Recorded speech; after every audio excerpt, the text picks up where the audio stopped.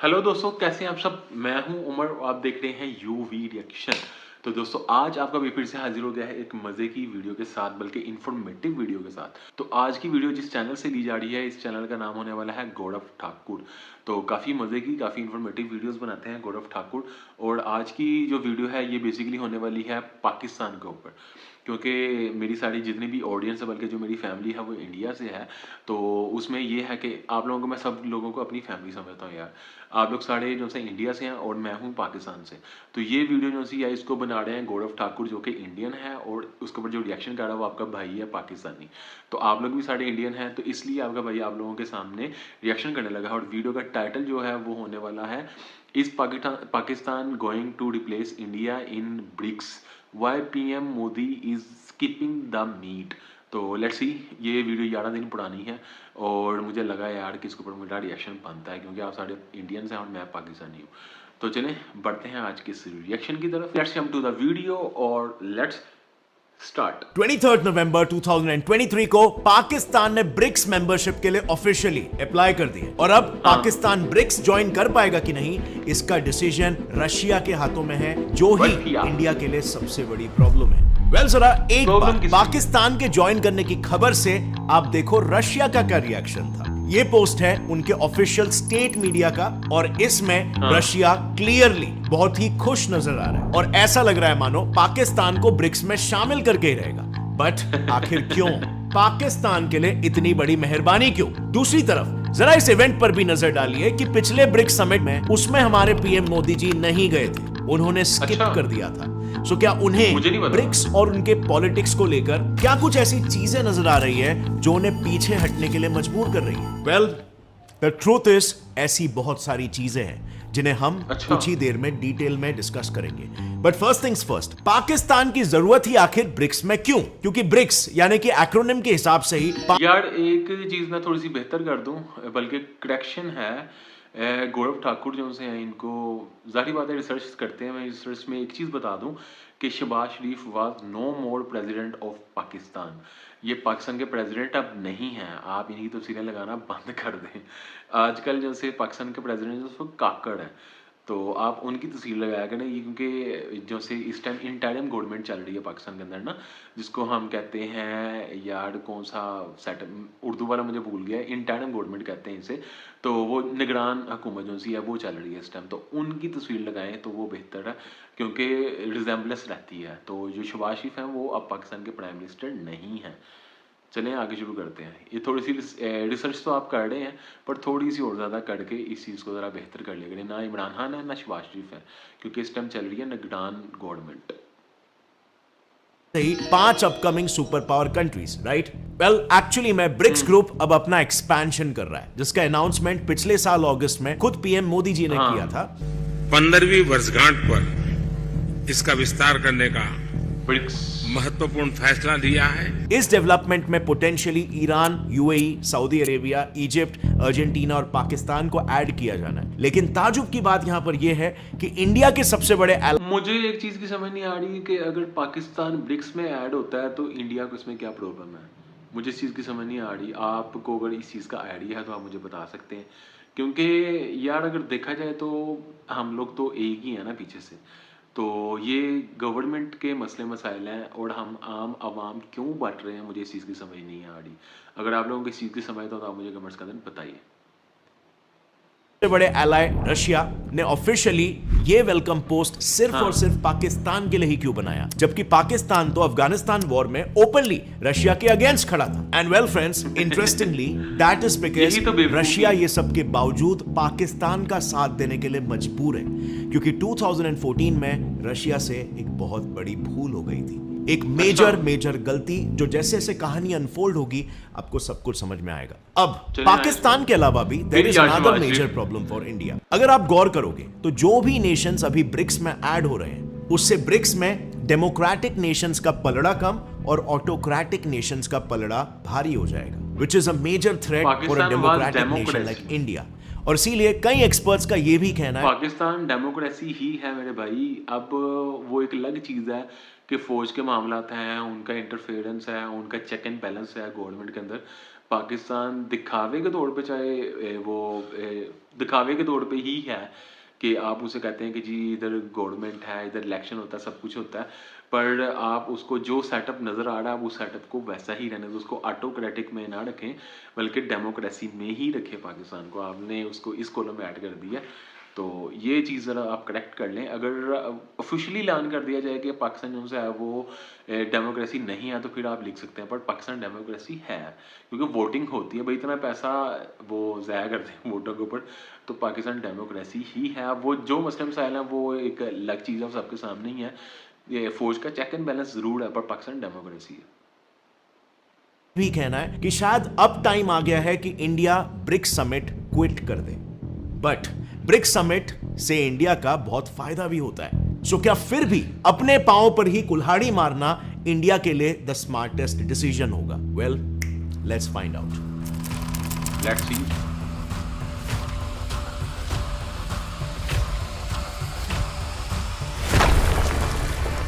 BRICS. So पिछले साल अगस्त में ब्रिक्स एक्सपेंशन के लिए इन्हीं कंट्रीज को ऑफिशियल इनविटेशन भेजा गया था। साथ ही यह स्टेटमेंट भी जारी किया गया कि जो दूसरे देश ग्रुप में शामिल होना चाहते हैं वो भी अपने मेंबरशिप्स के लिए अप्लाई कर सकते हैं। बस चाइना को यहीं से अपना गेम खेलने का मौका मिल गया, और उसके कहने पर रशिया में पाकिस्तान के newly appointed ambassador Mohammad Khalid Jamali ने 23 नवंबर को ब्रिक्स मेंबर बनने का ऑफिशियल एप्लीकेशन दे दिया। अब स्पेसिफिकली ये चाइना के लिए एक मास्टर स्ट्रैटेजी थी, क्योंकि इस स्ट्रैटेजी से उसने एक तीर से दो निशाने लगा दिए। पहला ये कि वो इंडिया के समर्थक रशिया को इंडिया से अलग कर सके, और दूसरा ये कि उस पर ब्लेम भी ना आए। चाइना ये अच्छी तरीके से समझता है कि अगर वो खुद पाकिस्तान की मेंबरशिप प्रपोज करेगा तो इंडिया तुरंत वीटो कर देगा, और इसीलिए चाइना ने रशिया के कंधे पर रखकर बंदूक चलाई। पर अब आता है दूसरा सवाल कि रशिया आखिर इतना मजबूर जो क्यों? कंट्रीज होती है ना मेरे भाई, जो कंट्रीज होती हैं उनकी जो सी है वो दोस्ती नहीं होती। जो कंट्रीज होती है ना, दोस्ती होती है इंसानों की। जो कंट्रीज होती है ना, उनके फ़ायदे होते हैं। आपको अगर मुझसे कोई फ़ायदा है, मैं मिसाल के तौर पर पाकिस्तान हूँ, आप इंडिया हैं, अगर आपको पाकिस्तान से कुछ फ़ायदा हासिल होना है ना, या हो सकता है, तो आपको इस चीज़ को नहीं देखना चाहिए कि मेरी इससे दुश्मनी है या नहीं। जहाँ पे फ़ायदे होते हैं ना, वो कंट्रीज़ होती हैं। कंट्रीज़ एक दूसरे से फ़ायदे हासिल करती हैं। दोस्ती जो सी होती है ना, यारी दोस्ती, प्यार मोहब्बत, वो इंसानियत में होती है। कंट्रीज़ की कोई भी यारी दोस्ती नहीं होती। मेरी ये बात याद रखें, ये एक्सपीरियंस है मेरा अपना। मजबूर क्यों है कि थोड़ी चाइना यार के मैं इन इतना डर्टी रोक रहा हूँ पॉलिटिक्स वीडियो में को, और चाइना का साथ क्लियर करना दे? पड़ेगा। क्या रशिया का खुद का इसमें कोई से नहीं होगा, स्पेशली अपनी दोस्ती को बचाने के लिए इंडिया के साथ? वेल, रशिया और चाइना के रिलेशंस ना एक इंस्टेंस से समझते हैं। सो 4 फरवरी से 20 फरवरी 2022 तक बीजिंग में विंटर ओलंपिक्स होने थे। हाँ,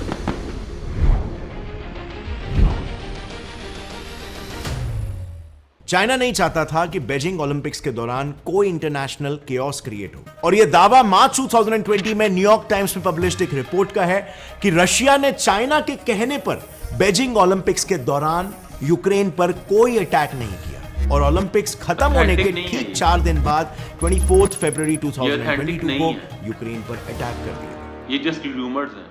अब एक और एक इंटरेस्टिंग बात सुनो। एक सीनियर रशियन टेक इन्वेस्टर ने फाइनेंशियल टाइम्स को बताया कि आज की तारीख में चाइना रशिया को 5G इक्विपमेंट सप्लाई कर रहा है, लेकिन एक्चुअली में ये इक्विपमेंट 4.2G के बराबर है, और ये बात रशिया खुद भी जानता है, लेकिन इसके बाद भी रशिया इस चीज को बस झेल रहा है। इकोनॉमिक टाइम्स का तो ये दावा है कि आज रशिया के एनुअल रेवेन्यू में 40% अकेला चाइना का ही कंट्रीब्यूशन है। सो क्लियरली रशिया और चाइना का रिलेशन जैसा दिखता है वैसा शायद है नहीं। ये दोस्ती प्यार की नहीं बल्कि मजबूरी की है, और ये सारी मजबूरी शुरू हुई थी।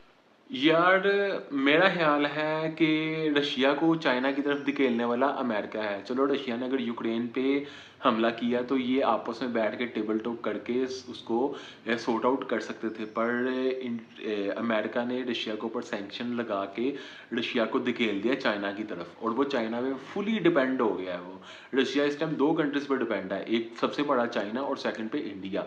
इन दोनों के ऊपर डिपेंड होकर रह गया। अब उसकी मजबूरी है इन दोनों के साथ बना कर रखना, क्योंकि चाइना के साथ उनकी ट्रेड का 40% तक जो है ना वो शेयर है, मतलब कि चाइना के साथ उनका 40% तक ट्रेड होता है। पूरी दुनिया में जितना ट्रेड करते हैं उससे 40% वो चाइना से करते हैं। इंडिया से भी उनकी अच्छी खासी ट्रेड है, तो इसलिए वो डिपेंड हो गया है चाइना के ऊपर। तो इसलिए मेरा ख्याल है कि इसको इस सिचुएशन में रशिया को इस सिचुएशन में लेके आने वाला ही अमेरिका है। चलिए आगे देखते हैं। शुरू हुई थी 2014 के रशिया के एक मेजर गलती से। सो मई 2014 की ये बात है, एक रशियन ऑयल कंपनी गैसप्रॉम और चाइनीज ऑयल कंपनी सीएनपीसी के बीच एक $400 बिलियन का पावर ऑफ साइबेरिया प्रोजेक्ट नाम का एक डील साइन होता है। और ये डिसाइड होता है कि आने वाले 30 सालों तक annually 38 billion cubic metres natural gas Russia को चाइना को एक्सपोर्ट करना है। लेकिन इस प्रोजेक्ट का सबसे बड़ा फ्लॉ यही था कि रशिया चाइना को हाफ प्राइस में गैस बेच रहा था। बिजनेस इनसाइडर के रिपोर्ट के अनुसार रशिया चाइना को $271.6 पर 1000 क्यूबिक मीटर्स रेट में नेचुरल गैस बेच रहा था, जबकि उसी दौरान रशिया वही गैस यूरोप को डबल प्राइस $481.7 में बेच रहा। यानी कि ये साइबेरिया पावर प्रोजेक्ट पूरी तरह से चाइना के टर्म्स एंड कंडीशंस पर ही साइन किया गया था। अब ऐसी भी क्या मजबूरी थी रशिया के ऊपर? वेल, ये मजबूरी 2014 से ही शुरू हुई थी रशियन क्रीमियन इन्वेजन से। रशिया के क्रीमिया इन्वेड करने के बाद से ही रशिया की डिपेंडेंसी चाइना पर इस कदर हो गई कि मार्च 2023 में एक रशियन ऑफिशियल ने खुद ही इस इक्वेशन पर एक बहुत ही इंटरेस्टिंग बात कही थी। आज रशिया चाइना की रिसोर्स कॉलोनी बन चुका है, और जिस वजह से चाइना जैसे चाहे रशिया को इकोनॉमिकली और डिप्लोमेटिकली यूज एंड थ्रो कर पा रहा है। लेकिन वहीं पर रशिया की इकोनॉमी को अगर आप इंडिया से कंपेयर करो तो प्रेडिक्शंस है कि इंडिया 2027 तक third largest economy in the world बन जाएगा, जिसका डायरेक्ट प्रॉफिट होगा इंडिया के ट्रेडिंग सेक्टर को। सो अब बात करते हैं 2014 के रशियन क्रीमियन इन्वेजन में ऐसी क्या गलती हुई थी।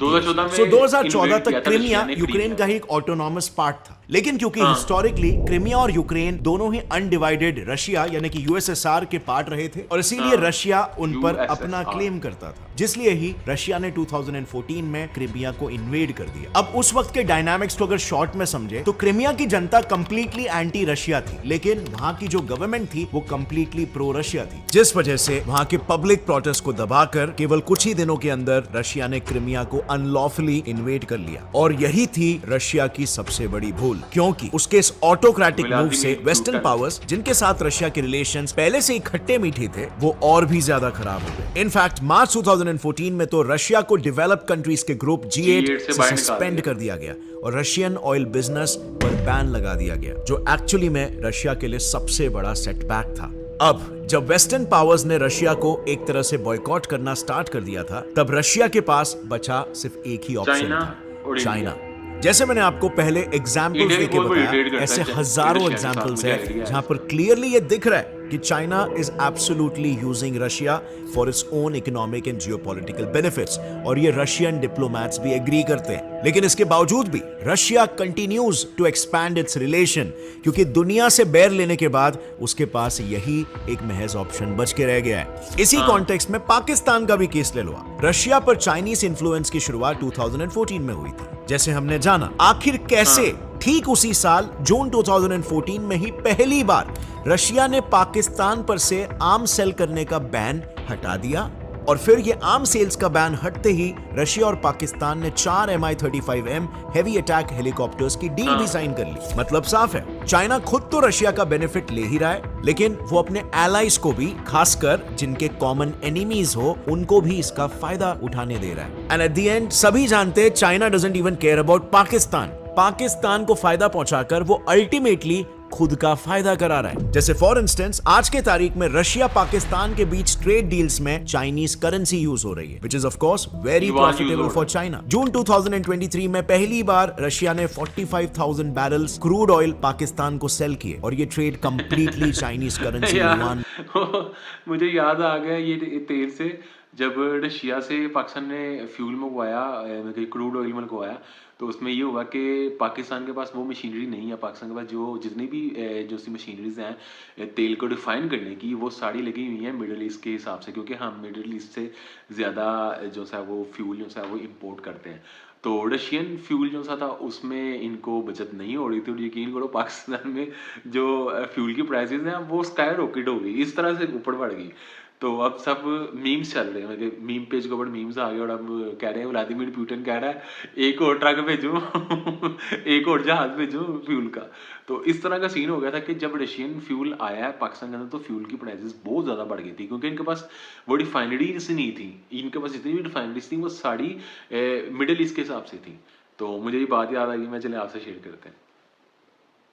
युआन में हुआ था। और फ्रेंड्स, इनके यही अनफॉर्चुनेट नेक्सस के बीच में कहीं ना कहीं इंडिया फंस रहा है। अब हमारे सामने ये कंडीशन है कि अगर ब्रिक्स कंट्रीज इंडिया के पाकिस्तान कंसर्न्स को एड्रेस नहीं करते तो इंडिया को शायद ब्रिक्स क्विट करना पड़ सकता है। और कुछ एक्सपर्ट्स का एकदम क्रिस्टल क्लियर मानना है कि इंडिया को ब्रिक्स छोड़ ही देना चाहिए, क्योंकि ब्रिक्स में रहते हुए इंडिया को दो बड़े नुकसान हो रहे हैं। दरअसल Washington based research institute the Peterson Institute for International Economics के सीनियर फेलो अरविंद सुब्रमण्यन जी के अनुसार इंडिया को ब्रिक्स में रहते हुए दो नुकसान हो रहे हैं, और उनमें से पहला है ब्रिक्स का चेंज होता पॉलिटिकल डायनामिक और एंटी वेस्ट टैग। दरअसल as you all know it, group expansion के पहले ब्राजील, रशिया, इंडिया, चाइना और साउथ अफ्रीका ब्रिक्स के प्राइमरी मेंबर्स रहे। इन मेंबर्स में 3 डेमोक्रेटिक कंट्रीज ब्राजील, इंडिया और साउथ अफ्रीका है, जबकि बाकी के 2 मेंबर्स रशिया और चाइना में ऑटोक्रेटिक गवर्नमेंट है। यानी कि अगर इसे एक बैलेंस के स्केल में इमेजिन करें तो ब्रिक्स का पलड़ा अब तक डेमोक्रेसी के तरफ झुका हुआ था। लेकिन अभी के एक्सपेंशन में जिन 6 countries Iran, UAE, Saudi Arabia, Egypt, Ethiopia और अर्जेंटीना को शामिल किया जा रहा है, उससे सबसे बड़ी प्रॉब्लम ये खड़ी हो रही है कि इसके बाद ग्रुप का बैलेंस क्लियरली ऑटोक्रेसी की ओर झुक जाएगा, क्योंकि इथियोपिया और अर्जेंटीना को छोड़कर ईरान, यूएई, सऊदी अरेबिया और इजिप्ट में तो ऑटोक्रेटिक गवर्नमेंट्स है। और अगर पाकिस्तान भी ब्रिक्स का मेंबर बन जाता है तो ऑब्वियसली ऑटोक्रेटिक गवर्नमेंट्स का नंबर सीधा क्लियर मेजॉरिटी बन जाएगा। यानी कि एक्सपेंशन के बाद इंडिया के एक ऐसे ग्रुप, यार मैं इसमें यही बता रहा था कि पाकिस्तान ऑटोक्रेटिक गवर्नमेंट नहीं है मेरे भाई। पाकिस्तान में जो सा है वो डेमोक्रेसी है, पर उसकी एक समझ एक बिगड़ी फॉर्म है। थोड़ा टाइम लगेगा, चीज़ें बेहतर हो जाएंगी, पर पाकिस्तान ऑटोक्रेटिक गवर्नमेंट नहीं है, ऑटोक्रेटिक कंट्री नहीं है, पाकिस्तान डेमोक्रेसी है। मैंने पहले भी क्लियर किया, मैं फिर दोबारा से क्लियर कर रहा हूँ। एक ग्रुप का मेंबर होना जिसके मेजॉरिटी मेंबर्स नॉन डेमोक्रेटिक है, एक बहुत ही अनप्रोडक्टिव और फ्यूटाइल बेट है। और वहीं ब्रिक्स को generally on the other hand G7 groups का जवाब कहा जाता है। और देखा जाए तो G7 के सारे देश USA, UK, Japan, Canada, France, Italy और जर्मनी डेमोक्रेटिक कंट्रीज है। तो ऐसा बिल्कुल पॉसिबल है कि आने वाले टाइम में मीडिया G7 वर्सेस ब्रिक्स के कंपटीशन को डेमोक्रेसीज वर्सेस ऑटोक्रेसी पेंट करने लगे। और इंटरनेशनल एरिना में तो सारा गेम ऑप्टिक्स का ही तो है, और इसीलिए इंडिया वेरी ऑब्वियसली खुद को ऑटोक्रेसी ग्रुप में नहीं देखना चाहेगा। ऑल्सो रशिया, जो ऑलरेडी ग्रुप का मेंबर है लेकिन उस पर वेस्ट ने हेवी सैंक्शंस लगाए हुए हैं, वैसे ही ईरान, जिस पर भी वेस्ट के हेवी सैंक्शंस है, वो भी अब इस ग्रुप का मेंबर बनने जा रहा है। और चाइना के एंटी वेस्ट मूव्स तो किसी से भी छुपे नहीं है। यानी ग्रुप के 3 बड़े मेंबर्स एंटी वेस्ट स्टैंड के लिए जाने जाते हैं, जो कि इंडिया के multi alignment with non alignment policy के लिए एक अनकंफर्टेबल पोजीशन हो जाएगी, जो इंडिया कभी नहीं चाहेगा। अरविंद सुब्रमण्यम जी का दूसरा रीजन है इकोनॉमिक बर्डन। देखो, ब्रिक्स बना इसीलिए था क्योंकि उसके फाउंडिंग मेंबर्स की इकोनॉमिक ग्रोथ तब काफी प्रॉमिसिंग थी। वहीं अगर न्यू मेंबर्स की बात करें तो इसमें most importantly Saudi Arabia and UAE and Iran to some extent तीनों ही एक वेल्दी देश है, लेकिन तीनों के वेल्थ का सोर्स है ऑयल। बट आने वाले 20 से 30 सालों में वर्ल्ड के major countries zero carbon policy implement कर चुके होंगे और फॉसिल फ्यूल पर डिपेंडेंसी कम हो रही होगी। इनफैक्ट इसी ट्रेंड को देखते हुए यूएस ने भी अपनी फॉरेन पॉलिसी को पेट्रो रिच मिडिल ईस्ट से शिफ्ट करने का प्लान कर दिया। मतलब हाई चांसेस है कि इन नए ऐड होते देशों के वेल्थ का मेन रिसोर्स नियर फ्यूचर में मोस्टली यूजलेस हो जाएगा। और अगर इंडिया को छोड़कर ग्रुप के 2 सबसे बड़े कंट्रीज चाइना और रशिया की बात की जाए तो उनका इकोनॉमिक फ्यूचर भी कुछ ज्यादा प्रॉमिसिंग नहीं लग रहा है। जैसे फॉर एग्जांपल चाइना का इकोनॉमिक पावर हाउस है उसका मैन्युफैक्चरिंग सेक्टर, लेकिन कई न्यूज रिपोर्ट्स के अनुसार चाइनीज इंडस्ट्री की आउटपुट लगातार डिक्लाइन पर है। 2010 में जहां चाइना में इंडस्ट्री आउटपुट 15% प्लस थी, वहीं 2019 में यह घटकर सिर्फ 4.4% पर रह गई, जबकि 2019 तक कोविड फुल स्विंग में शुरू भी नहीं हुआ था। वहीं पर अगर रशिया को देखें तो उसके एनुअल बजट का 45% केवल ऑयल से आता है, लेकिन 2023 के पहले 9 महीने में ही रशियन ऑयल कंपनीज के रेवेन्यू में 41% की गिरावट आई। यानी कि फ्यूचर इंडिया ही ग्रुप की वो कंट्री रह जाए ये देखें, आप बिल्कुल ही ख़त्म नहीं कर सकते ऑयल को, आपको कहीं न कहीं पे ज़रूरत पड़ेगी। रीन्यूएबल जो सी एनर्जी है उसको आप लाएँ, यूज़ में लाएँ, पर ऑयल के ऊपर डिपेंडेंसी बिल्कुल ख़त्म नहीं हो सकती मेरे भाई, ये मैं लिख के देने को तैयार हूँ। बिल्कुल ख़त्म नहीं कर सकते आप ऑयल को। हाँ, ये है कि आप थोड़ा कम कर सकते हैं या ज़्यादा कम कर सकते हैं, पर बिल्कुल ख़त्म नहीं कर सकते आप। कंट्री रह जाएगी जिसकी इकोनॉमी एक्सपोनेंशियली ग्रो कर रही है। तो ऐसा बिल्कुल हो सकता है कि हमें ही उस पूरे ग्रुप का इकोनॉमिक बर्डन उठाना पड़े, जो इंडियन इकोनॉमी के लिए बिल्कुल भी हेल्दी नहीं होगा। दरअसल ग्लोबल लेवल पर अगर देखोगे तो कुछ प्रोमिनेंट इकोनॉमिक ग्रुप्स है, जैसे कि G7, ब्रिक्स और G20। लेकिन G7 फॉर एग्जांपल लगभग 50 सालों से G7 ही बना हुआ है।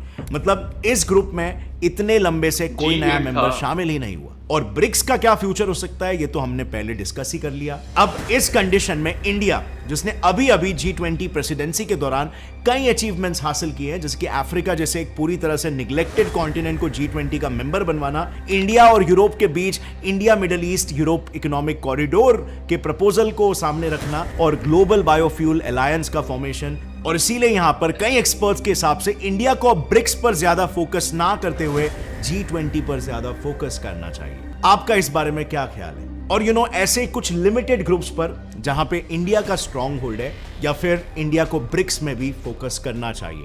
नीचे कमेंट करके अपने थॉट्स लिखना, एंड उसके पीछे अपने जस्टिफाइंग रीजंस भी। Let's have a healthy debate. अच्छा जी भाई, तो दैट्स फॉर टुडे रिएक्शन। ये आपके भाई का रिएक्शन था। आपको ये रिएक्शन कैसा लगा आप मुझे कमेंट बॉक्स के अंदर बता सकते हैं। अगर मैं अपना कुछ ओपिनियन शेयर करूं तो आई होप सो को आज का रिएक्शन जो है मैंने बहुत लंबा कर दिया, मैं दरमियान में एक्सप्लेनेशन दे के थक गया। तो लास्ट में थोड़ी सी कंक्लूजन जो सी थी वो मैं बता देता हूँ कि पाकिस्तान ऑटोक्रेटिक कंट्री नहीं है, पाकिस्तान डेमोक्रेसी है मेरे भाई। और सेकंड पे जो इसमें एक्सपेंशन जो सी है वो ठीक है, और मेरे ख्याल से एक्सपेंशन होनी चाहिए। पावर का दारोमदार में कि जो पावर का नुक्ता है वो 1 2 4 3 5 6 कंट्रीज़ पे आके रुक नहीं जाना चाहिए। हर कंट्री में पावर का एक्सपेंशन होना चाहिए, हर कंट्री को उसके राइट्स मिलने चाहिए।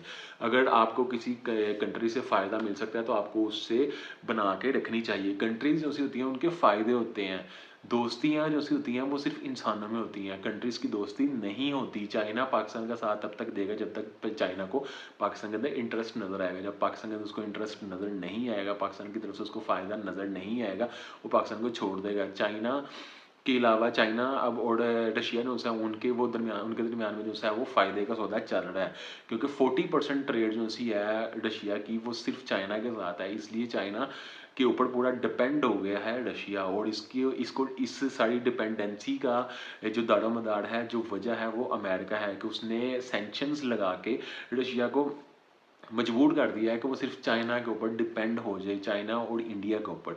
अगर इंडिया को फ़ायदा नज़र आएगा पाकिस्तान के साथ तो इंडिया और पाकिस्तान आपस में बैठ के बात करेंगे। ऐसा कभी भी नहीं हो सकता कि जो सी कंट्रीज़ हैं उनको आपस में फ़ायदा नज़र आए और वो बैठ के बात ना करें। कंट्रीज़ के फ़ायदे होते हैं, दोस्तियाँ जो सी होती हैं वो इंसानों की होती हैं। और मेरा ख्याल है कि गवर्नमेंट जो सी होती है, जो सरकार होती है, उसके पीछे लग के आपको अपने रिश्ते ख़राब नहीं करने चाहिए। जो आम आवाम है उनमें नफ़रत नहीं है। आप मुझे देख सकते हैं, इंडियंस के खिलाफ हम नफ़रत नहीं रखते। तो इस चीज़ को ज़रा देखें और गौर करें। और बाकी जो सा ये आपके भाई का आज का रिएक्शन था, आपको ये रिएक्शन कैसा लगा मुझे कमेंट बॉक्स के अंदर बता सकते हैं। तो अपने जो से ओपिनियन है वो कमेंट्स के अंदर लाजमी बताया करें। तो दोबारा मुलाकात होगी ऐसी किसी मज़े की वीडियो के साथ। तब तक के लिए अपना बहुत ज़्यादा ख्याल रखें। Stay safe, keep smiling, and खुदा हाफिज़।